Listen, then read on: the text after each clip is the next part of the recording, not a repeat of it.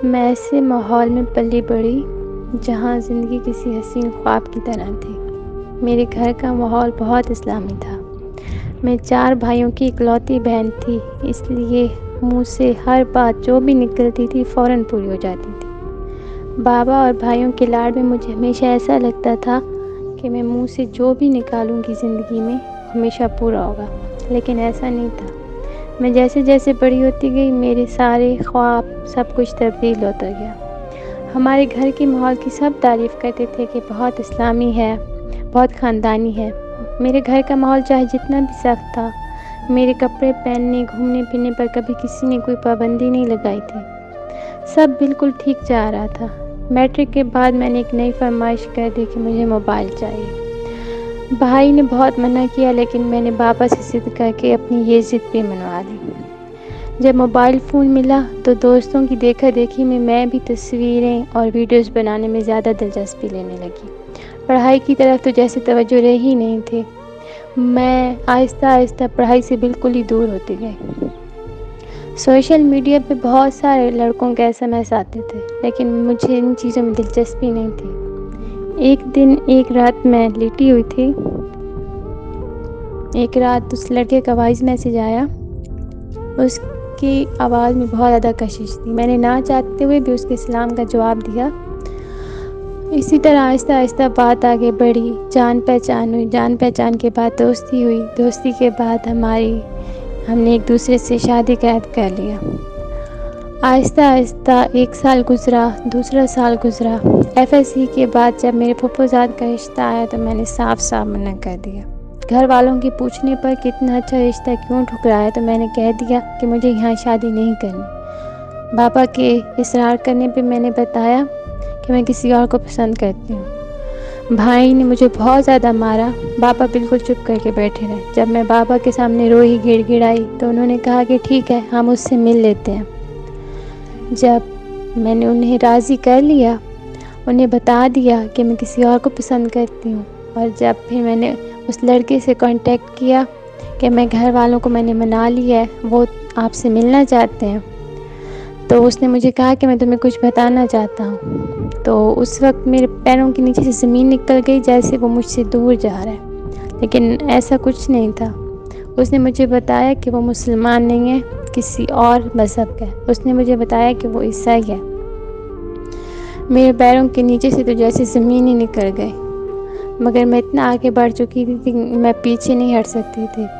میں نے اس کے ساتھ لڑائی کی، لیکن میں نے کہا کہ میں نہیں چھوڑ سکتی۔ پھر پاپا نے جب ملنے کی زیادہ ضد کی کہ اب لڑکے سے ملنا، تو میں نے انہیں کہا کہ مجھے ایک اور سچ بھی بتانا ہے۔ میں نے انہیں بتایا کہ وہ لڑکا مسلمان نہیں ہے۔ اس بار میرے منہ پہ لگنے والے تھپڑ میرے پاپا کے تھے۔ انہوں نے مجھے بہت مارا اور کہا کہ ہم ہرگز اس گھر میں رشتہ نہیں کریں گے، لیکن میں اپنی ضد پہ اڑی رہی تو گھر والوں نے مجھے کمرے میں بند کر دیا۔ جب مجھے کوئی راستہ نظر نہیں آیا تو میں نے بابا کو بہت سمجھانے کی کوشش کی۔ میں نے اس لڑکے سے بات کی کہ تمہاری اچھی خاصی نوکری ہے، انجینئر ہو، گاڑی ہے، پیسہ ہے، بنگلہ ہے، مجھ سے شادی کر لو، میں گھر سے بھاگ جاتی ہوں، لیکن میں نہیں رہ سکتی۔ تو اس نے مجھے صاف منع کر دیا کہ گھر والوں کو مناؤ۔ مجھے اس بات پہ بہت حیرت ہوئی، لیکن میں پھر بھی چپ رہی۔ ایک رات جب مجھے سارے راستے نظر آنا بند ہو گئے تو میں نے اس لڑکے کو بتائے بغیر میں اپنے گھر سے بھاگ گئی۔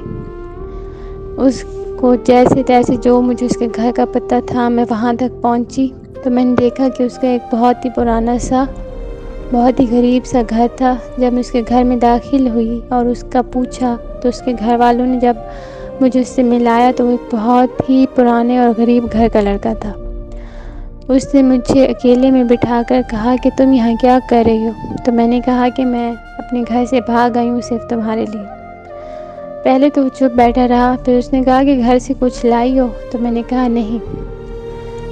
تو وہ مجھے بہت ہی عجیب نظروں سے دیکھنے لگا اور اس نے مجھے کہا کہ تم میرے گھر سے جا سکتے ہو۔ تو میں بہت حیران ہوئی کہ یہ ایسا کیوں کہہ رہا ہے۔ تو اس نے مجھے کہا کہ میں غریب گھر کا لڑکا ہوں، تو میں امیر گھر کی تھی، اپنے گھر کے حالات بہتر کرنے کے لیے میں نے تمہیں پھنسایا تھا۔ جب تمہارے گھر والے اب تمہیں گھر میں نہیں گھسنے دیں گے اب میرے گھر میں بھی تمہارے لیے کوئی جگہ نہیں ہے۔ اس وقت مجھے ایسا لگا کہ میرے لیے سارے راستے بند ہو گئے۔ میرے پاپا نے مجھے صاف الفاظ میں کہہ دیا تھا کہ اگر گھر سے نکلو گی تو تمہارے لیے کوئی راستہ نہیں ہوگا۔ مجھے 1 دن ہوا، 2 دن ہوئے، 3 دن بعد میں اس لڑکے کے گھر پہنچی تھی۔ 3 دن میرے گھر والے مجھے ڈھونڈتے رہے تھے۔ اب تک انہیں پتہ چل گیا تھا کہ میں بھاگ چکی ہوں، میں اپنے لیے ساری کشتیاں جلا چکی تھی۔ اس لڑکے نے مجھے گھر سے دھکے مار کے نکال دیا کہ مجھے تم سے کوئی فائدہ حاصل نہیں ہوگا۔